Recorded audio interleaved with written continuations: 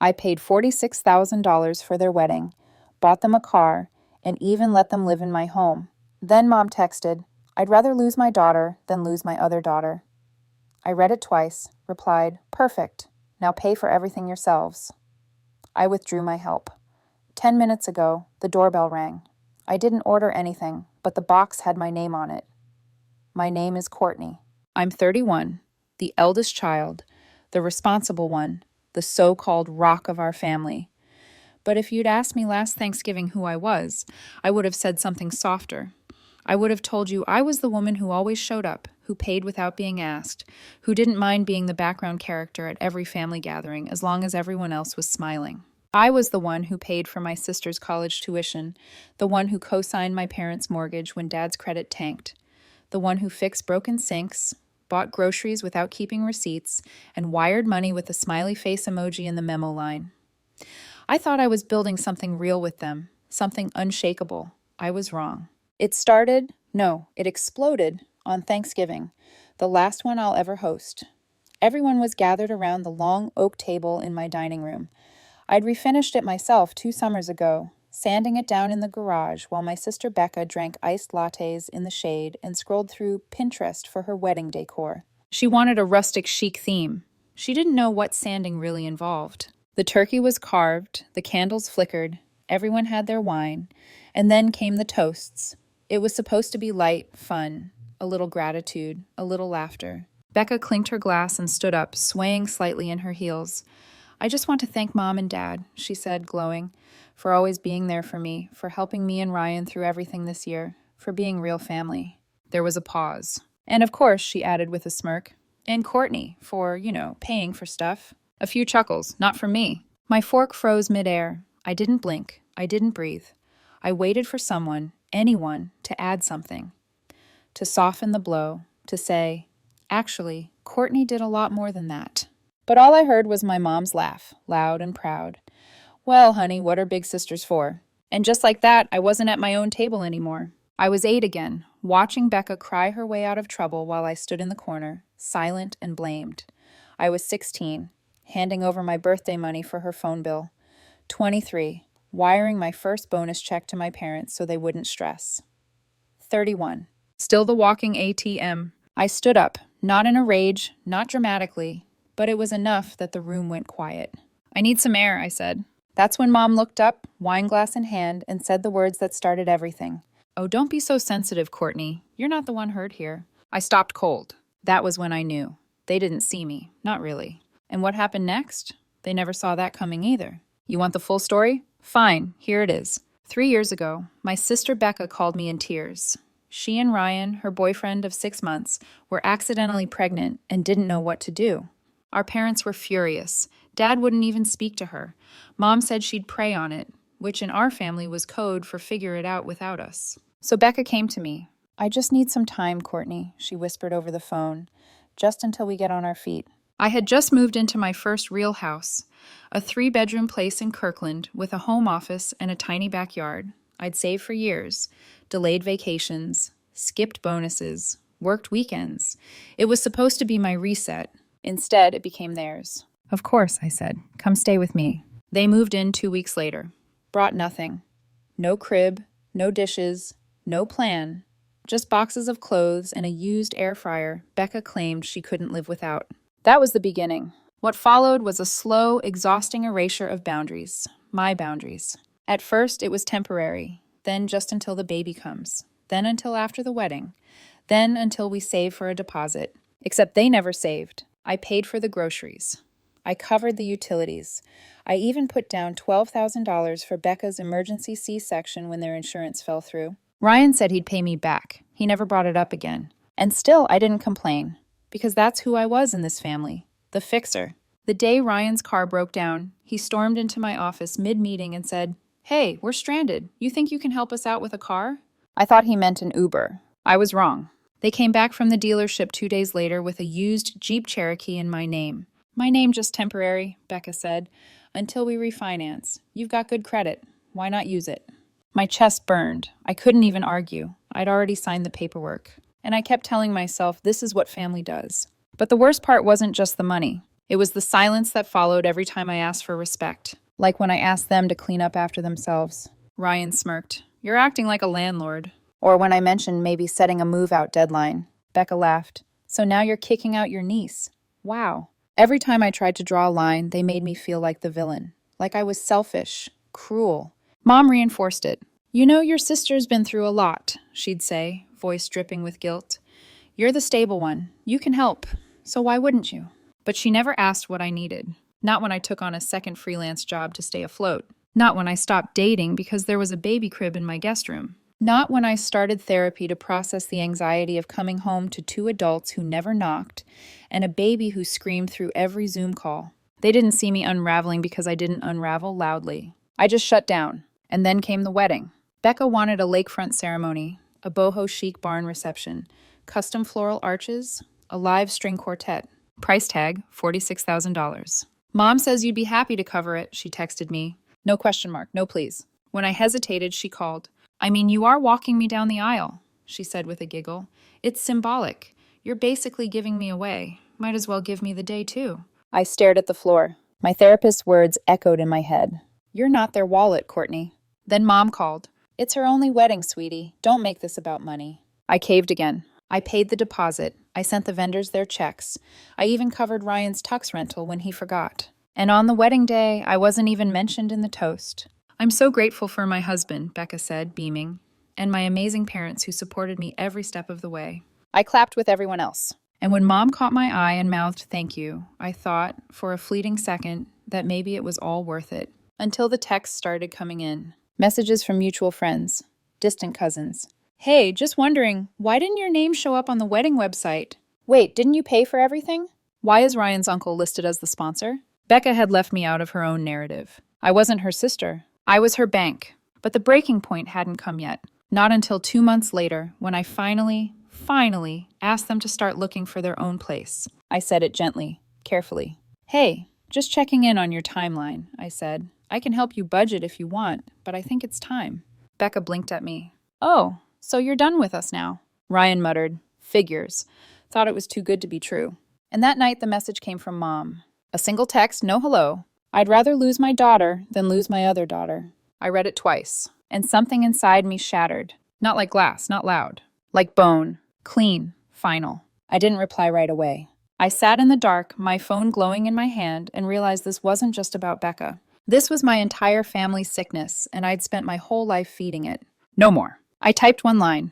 Perfect, now pay for everything yourselves. Then I called the bank. I revoked the Jeep registration. I shut off the utilities. I froze the wedding account. And just when I thought it was over, 10 minutes later, the doorbell rang. I didn't order anything, but the box on my doorstep had my name on it. And inside was something I never expected. Inside the box was a stack of wedding photos. My sister's wedding, the one I paid for. Dozens of glossy prints, smiling faces, champagne glasses, custom flower arrangements I'd written checks for. But not a single photo of me. Not one. No shots of me walking Becca down the aisle. No candid moments. No toast. No mention. There was a note tucked between the pictures, written in my mother's cursive. We thought you'd want to keep these as a memory. Family is what matters most. My hands trembled. Memory. I was being left out in real time, and they wanted me to frame it. I didn't wait. I grabbed my phone and opened the family group chat. The one where I'd mostly been silent for months. The one where they coordinated every event I funded, but never attended anything I cared about. And I wrote, since family matters most, let's talk about what this family actually looks like. Then I attached the screenshots. The $46,000 transfer for the wedding. The car lease agreement in my name. The bank receipts from their months of rent-free living. The text where Becca wrote, you're lucky you're not married. You don't have real responsibilities. And Mom's message, I'd rather lose my daughter than my other daughter. I added one last sentence. You've mistaken kindness for naivety. Then I hit send. Silence. 4 full minutes. Then the explosion. First Mom calling nonstop. Then Becca. What, Courtney, are you trying to embarrass me? Then Ryan. This is low, even for you. Low for sharing the truth. I didn't reply. I wasn't done yet. I logged into the shared utility accounts and removed my payment information. Called the dealership and initiated repossession. Ryan had missed 2 payments anyway. I told them where the car was parked. Then I logged into the wedding registry site. They'd never taken it down. I left a public note on my own donation. Gift withdrawn. Bride's sister not credited for financing the entire wedding. It took 2 hours for Becca to notice. She FaceTimed me at 11:52 p.m. Mascara streaked down her face like a soap opera character. "Courtney, are you seriously trying to ruin my life?" I stared at the screen. "You already ruined mine." "You said you wanted to help," she said. "I said I wanted to support my family," I cut in. "I didn't say I wanted to be used."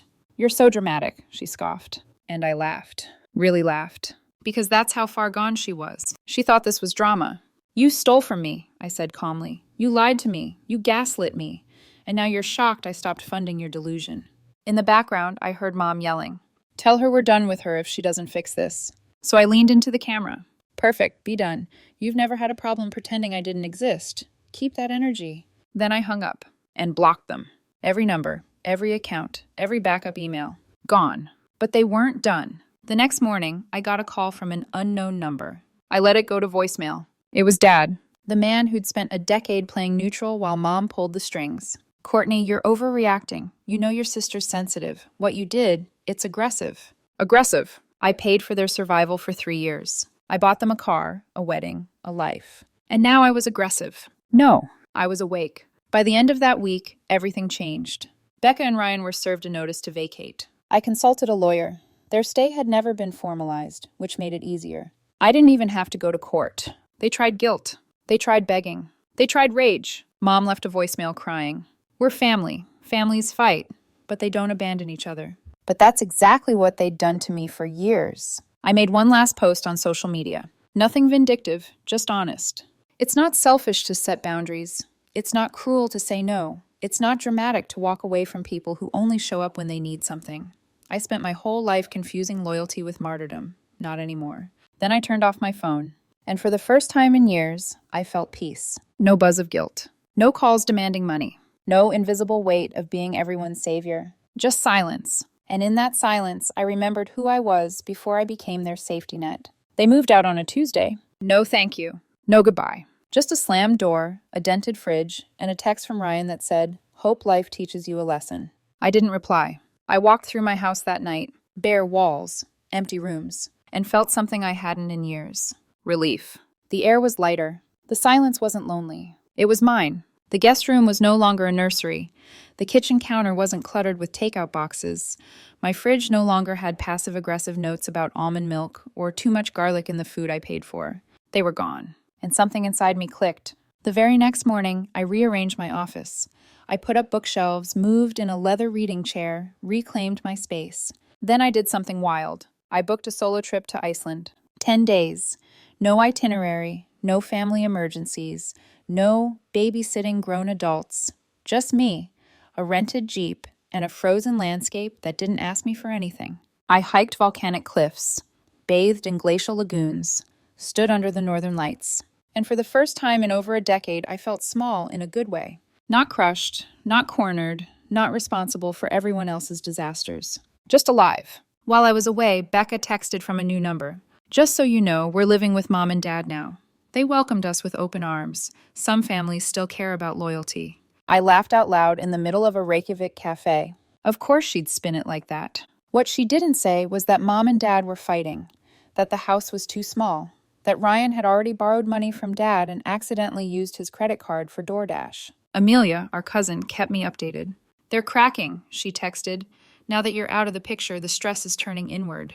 Apparently, when I stopped being the scapegoat, they turned on each other. Mom accused Dad of enabling Becca. Dad blamed Becca for taking advantage. Becca screamed that I'd poisoned the family. And Ryan vanished for a week, then came back with a tattoo and a new vape business idea. The text from Amelia got darker. "Your mom told me you're dead to her. Becca's saying you never really helped.